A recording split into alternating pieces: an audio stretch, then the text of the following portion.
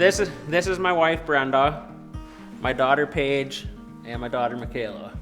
We milk 55 cows. All the feed that is raised on the farm goes all for feed for the cattle. We do grazing in summertime.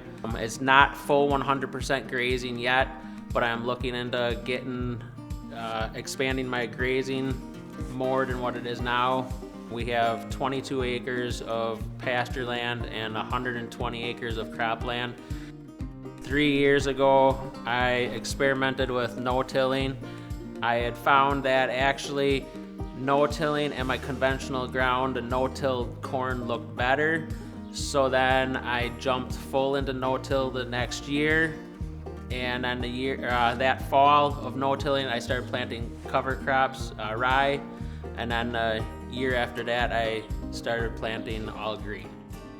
Chris was reluctant to come, but his neighbor Kenny Galt got him because Kenny's doing very good practices up there in Neosho, excellent farmer.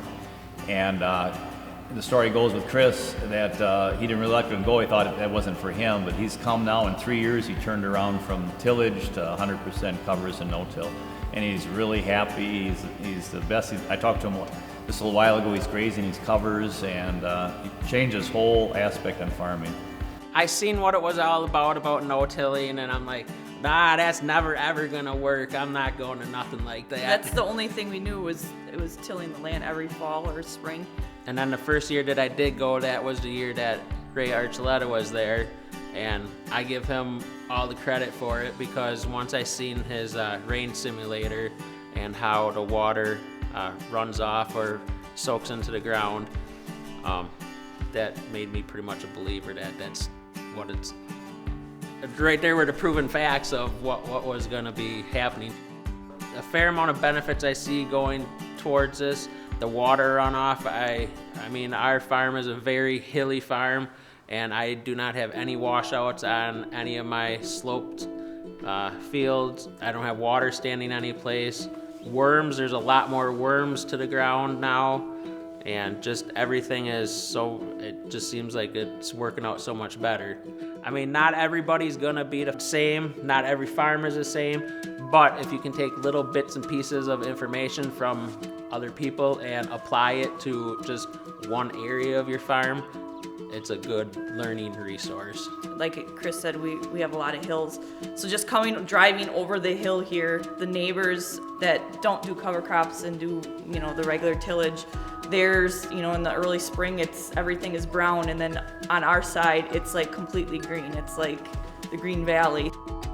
It's kind of a weird feeling. I don't know how to really explain it, but there's just something to seeing green and a blue sky that makes you feel so much better. There'll be a lot more experimenting with things. There's always, from what I've learned in the last couple of years, there's always something to learn and experiment with, and there'll be more of that in the future for sure.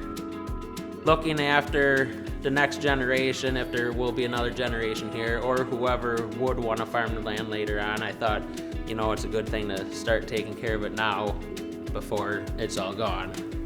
We've got to know the people that are on the Healthy Water, Healthy Soil board, and the consultants and anybody that's there. We've made a lot of good connections and networking through them. So we have a lot of people that we can call and ask questions on, and don't have to be afraid to ask questions. So that's helped a lot because, like I said, our family, we've never done it before, so we have nobody that we can fall back on to ask some of those questions about. It doesn't matter if they're a large producer, small producer, everybody in that group is very like-minded, and they're not out to overdo anybody or get above anybody else.